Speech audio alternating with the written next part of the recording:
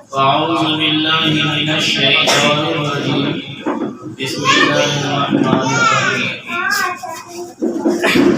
كل من عليها فان ويبقى وجه ربك ذو الجلال صدق الله العظيم. وقال النبي صلى الله عليه وسلم الموت تحفة المؤمن. وقال نبينا صلى الله عليه وسلم الموت جسر يوصل الحبيب إلى الحبيب أو كما قال عليه الصلاة والسلام. اللهم صل على محمد وعلى آل محمد كما صليت على إبراهيم وعلى آل إبراهيم إنك حميد مجيد. اللهم بارك على محمد وعلى آل محمد كما باركت على إبراهيم وعلى آل إبراهيم إنك حميد مجيد. بزرگوں اور دوستوں، آج کی یہ مجلس ایک بہت پرانی روایت کو دہرانے کے لیے رکھی گئی ہے اور اتنی عظیم اور عجیب روایت ہے کہ کوئی بھی بڑا پہلوان اور طاقتور بھی سنتا ہے یا اللہ کا ولی سنتا ہے تو کانپ جاتا ہے، گھبرا جاتا ہے۔ ہمارے نبی صلی اللہ علیہ وسلم نے ایک مرتبہ مرضوں کا تذکرہ کیا تو کہا کہ اس مرض سے اس طرح بھاگو جیسے تم موت سے بھاگتے ہو اور موت سے بھاگتے ہو۔ اس موت کو یاد کرنے کے لیے اور اس تعلق سے مزید معلومات حاصل کرنے کے لیے اس مجلس کا انعقاد کیا گیا۔ ساری چیزوں میں اختلاف ہو سکتا ہے لیکن بڑے بڑے مقلا اور ملحد اور بدین یا خدا ترس ربانیین کسی نے بھی موت کا انکار نہیں کیا۔ موت سب کو آنی اب بہت صاف تھا۔ ابھی 10 سال پہلے سروے میں یہ ہوا تھا کہ ایک دن میں 1.5 لاکھ آدمی پوری دنیا میں مرتے ہیں، 1 لاکھ پیدا ہوتے ہیں، اور اب تو آبادی زیادہ بڑھ گئی ہے تو اموات بھی کتنے ہوتے ہوں گے۔ دوسری بات کہ اس زمانے میں سڑکیں اتنی اچھی نہیں تھی، بجلی اور سیٹلائٹ کا انتظام نہیں تھا۔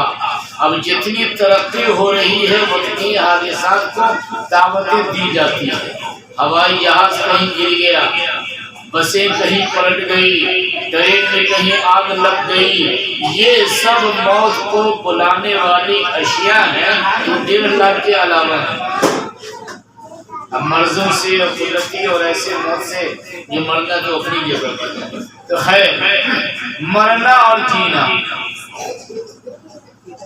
تو یہ لگا ہوا ہے، لیکن وہ موت جہاں سب کی اپنی لذت، قوت، حسن، ہڈیاں، دولت، جوانی، بڑھاپا سب کو مسمار کر کے توڑ مروڑ کر کے کیڑا کے حوالے کر کے تہس نہس کر دیا جاتا ہے۔ اس موت سے آدمی کتنا غافل ہے، اس موت سے آدمی کتنا غافل ہے۔ دوستو،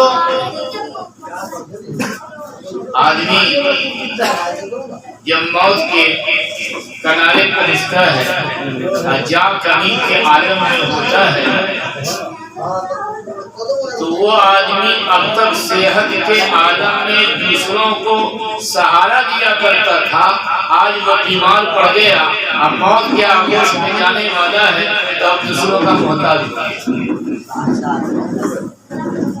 اور اتنا یہ بے بس اور مجبور ہو گیا کہ اپنا ہاتھ میں نہیں اٹھا سکتا۔ کہا ہوا بھائی مٹھی کھلی ہوئی ہے، بند کیجیے، نہیں بند کر پائے گا۔ ہم اس آنکھ کا کتنا استعمال کیا ہے، لیکن جب موت نزدیک آ جاتی ہے، اب موت ہماری آنکھ کھلی ہوئی ہے، کتنا کہا جاتا ہے کہ ڈھانکو، آنکھ بند کرو، ہماری پکڑ سے باہر ہو۔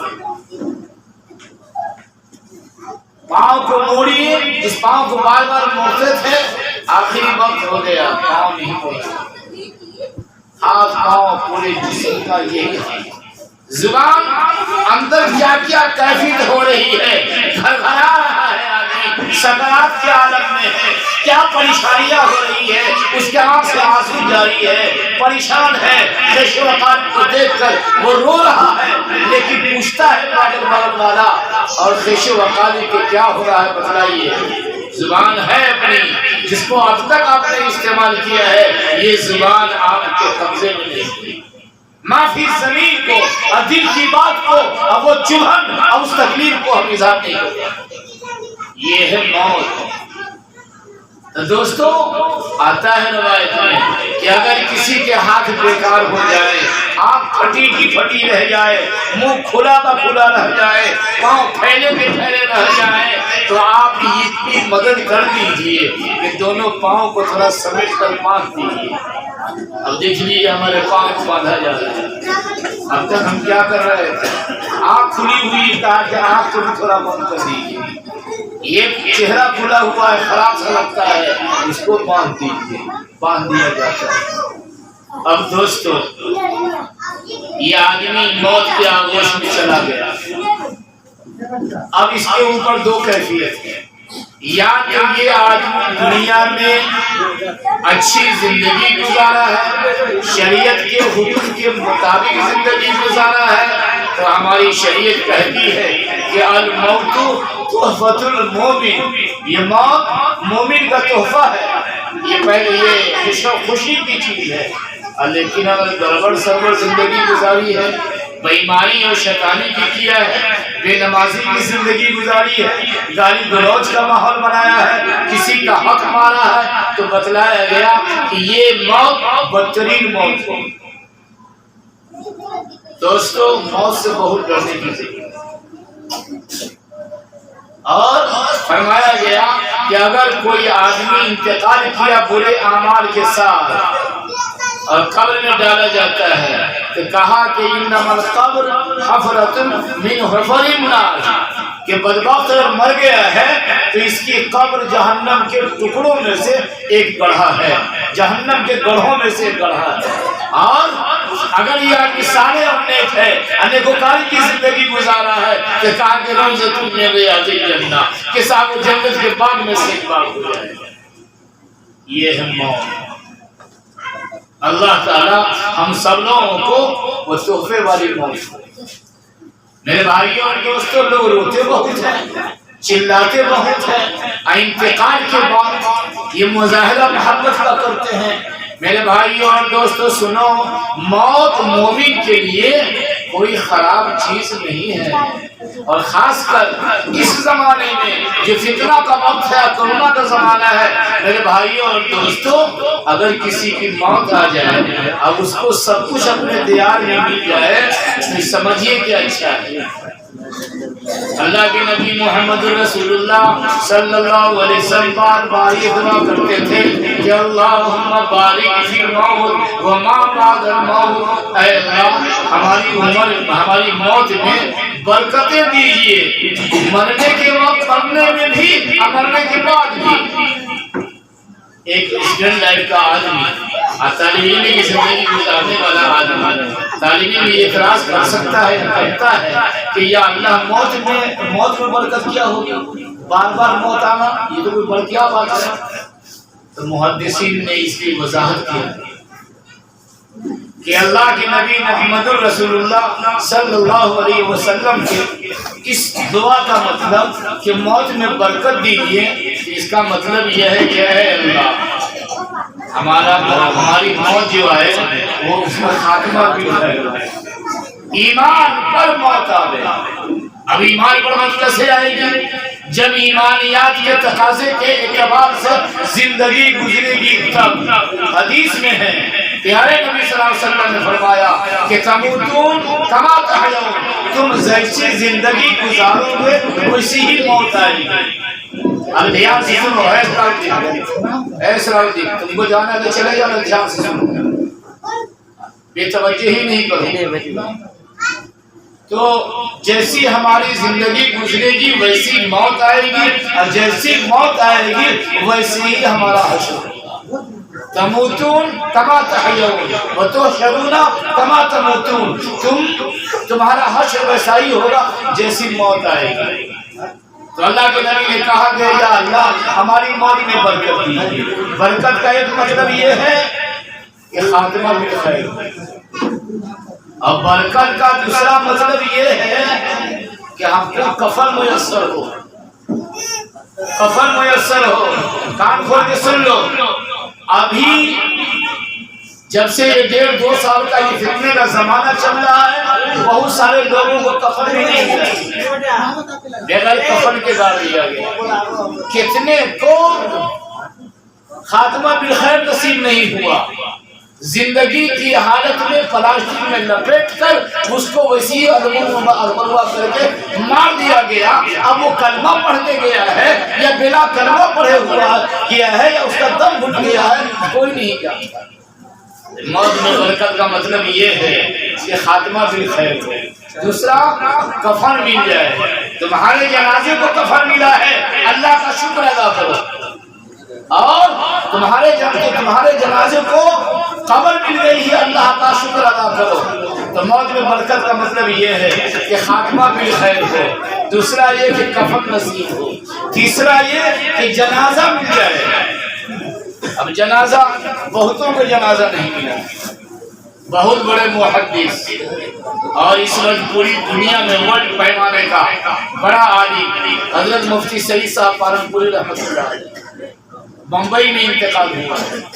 لاکھوں کی تعداد میں شاگرد ہیں، جنازے میں شامل نہیں۔ جنازہ سامنے رکھا ہوا ہے اور قبرستان کے گیٹ پر ہزاروں شاگرد ہیں، ہم کو جنازے میں شامل ہونے دیجیے، نہیں شامل ہونے دیجیے، نہیں شامل ہونے دیجیے۔ آپ جس آبادی میں ہیں، آپ کے لاش کو اگر خاتمہ بالخیر ہو جاتا ہے، مل گیا، یہ اللہ جانتا ہے، اللہ کرے ایسا ہی ہو، کفن مل گیا اور جنازہ مل گیا، تو یہ سمجھیے کہ موت میں۔ اور تیسری برکت یہ ہے کہ آپ کو قبر مل جائے۔ قبر ملنا بھی ایک موت کی برکت کی بات ہے، ورنہ آج ہندوستان اور پوری دنیا میں لاکھوں آدمی کو قبر نہیں ملی۔ قبر مل جانا بھی بڑی بات۔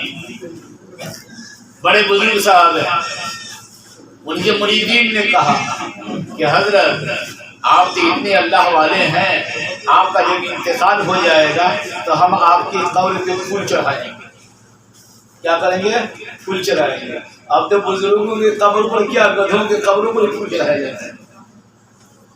تو حضرت نے یہ کہا کہ پھول تو کیا میری تربت پہ خاک بھی نہ ڈالی جائے گی۔ اتنا بڑا بزرگ آدمی حضرت عامر رحمۃ اللہ علیہ کے پہلے خلیفہ شاہ وسیع اللہ رحمۃ اللہ علیہ الہ آبادی حج کو جا رہے ہیں، سمندری میں انتقال ہو گیا۔ پھول تو کیا میری تربت پہ خاک بھی نہ ڈالی جائے گی۔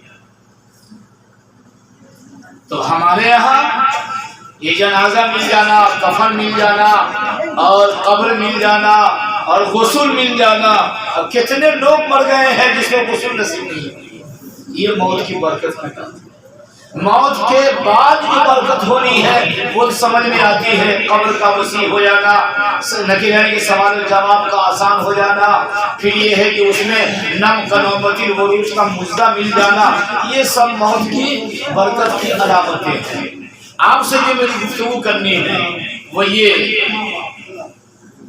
کہ ہمارے یہاں کوئی آدمی قریب المرگ ہو جائے، مرنے کے نزدیک ہو جائے، تو اس وقت کچھ لوگوں کو یہ اجازت ہے کہ کوئی بیمار پڑ جائے تو بیمار کرسی کی، بیمار کرسی، بیمار ہے جا کے خبر کریے تو معلوم کرے، خبر خیریت معلوم کرنے کا یہ بالکل مطلب نہیں ہے کہ اگر کوئی دوشیزہ مر رہی ہے یا کوئی عورت مر رہی ہے آپ گئے تیمارداری کے لیے تو اس کا چہرہ دیکھیے اور وہاں جا کر بات کیجیے.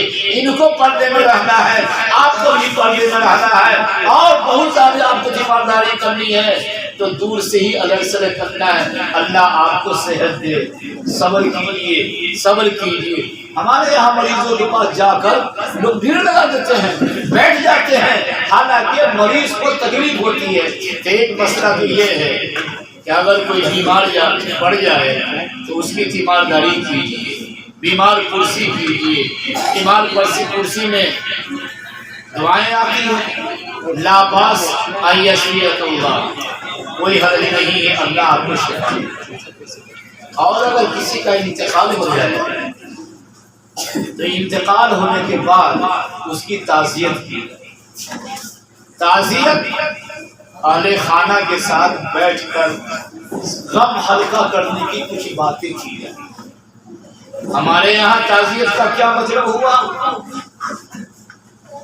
کہ ایک مرد یا عورت انتقال کر گئی تو پورے گاؤں سے تانتا لگ جاتا ہے, فلاں مر گئی ہے, فلاں مر گیا ہے. اب بچی مر گئی ہے, عورت مر گئی ہے, سارے مرد جا رہے ہیں, ساری عورتیں جا رہی ہیں دیکھنے, یہ جائز نہیں. اب تک جو گناہ سے بچتا رہا ہے, اب مرنے کے بعد اس کے وارثین اس کو گناہ کروا دیں. ایسا ہی کوئی مرد مر گیا, اب گاؤں بھر کی عورتیں آ رہی ہیں, کہاں تھا اپنا چچا کو دیے, کہا جا چچا کو دیکھے, کیا ضرورت ہے چچا کو دیکھنے. سن لیجیے مسئلہ اور دماغ میں بٹھا لیجیے, اور بھگوتی پور والے مغرہ سے سن لو. جیسا حکم زندہ کا ہے وہی حکم مردہ کا. جیسے زندگی میں ایک بہو کو, عورت کو اجنبی آدمی بے پردگی سے نہیں دیکھ سکتا ہے, ایسا ہی مرنے کے بعد بھی نہیں دیکھ سکتا. اور ایسا ہی کوئی عورت کے لیے دوسرا آدمی اجنبی ہے تو جیسے زندگی میں وہ اجنبی ہے ویسے ہی مرنے کے بعد بھی اجنبی. آپ یہ سمجھ رہے ہیں کہ اگر وہ بے حس ہو گیا ہے تو ان کی ساری قوت ختم ہو گئی؟ نہیں, وہ تو مردہ کے عذاب میں آوے گا. ابھی ہم کہیں گے کہ مردہ کو جو غسل دیتے ہیں اور اٹھا بیٹھا کرتے ہیں تو اس کا بدن اتنا نازک ہو جاتا ہے, اتنا نازک ہو جاتا ہے, کوئی ہلکا بھی ٹچ کرتا ہے تو اس کو تکلیف ہوتی ہے. اس سے زیادہ تکلیف ہوتی ہے جتنی زندہ کو تکلیف ہو. زندہ کی تکلیف کو بازو کا پکڑیے, اور جتنی تکلیف ہوتی ہے اس سے زیادہ مردہ کے بازو کو پکڑنے سے تکلیف ہوتی ہے. اس لیے مردہ آپ کے رحم و کرم کا محتاج ہے. آپ سلیقے سے آہستہ سے اس کو غسل دلائیے, آہستہ سے کروٹ کیجیے. اس لیے فرمایا گیا ہے کہ غسل دینے کے بعد اس کے پیٹ کو ہلکا سے سہلائے, تیز نہیں. آپ کی جو بھی آپ کی طرف سے برتاؤ ہوتا ہے وہ محسوس کرتا ہے. یہی وجہ ہے کہ مردہ کی ہڈی توڑنا, جلانا, پوسٹ مارٹم کرنا یہ سب جائز نہیں ہے. اس کی وجہ سے اس کو اذیت ہوتی ہے اور تکلیف ہوتی ہے. اگر آپ نے اس کو تکلیف پہنچائی ہے تو اللہ کے یہاں آپ کو جواب دینا. یہ الگ بات ہے کہ حادثات میں اگر کسی کا ایکسیڈنٹ ہو گیا, انتقال ہو گیا تو شہادت کی موت. دوسری بات آپ سے یہ کہنی ہے کہ انتقال ہو گیا کسی آدمی کا تو اس کو غسل دیا جائے, مرد کو یا عورت. تو ہم اور آپ جو نہاتے ہیں اپنی حیات میں کہ کتنا آدمی رہتا ہے, ہم جو پائپ پر نہاتے ہیں غسل خانے میں کتنے آدمی رہتے ہیں؟ 2-4 آدمی. جب پائپ پر نہاتے ہیں تو کتنا آدمی رہتے ہیں؟ غسل خانے میں بڑی نہیں ہے, تنہا رہے گا. مردہ کو نہایا جاتا ہے تو ہزاروں آدمی کیوں رہتے ہیں؟ اللہ کی حق کیا جواب دو گے؟ اگر مردہ آپ سے وہاں سوال کر دیا کہ اے اللہ ہم کو ننگا کر کے ہمارے اعضاء کو مخصوص جسم کو دیکھا اور ایسا کیا اور شریعت کے خلاف کیا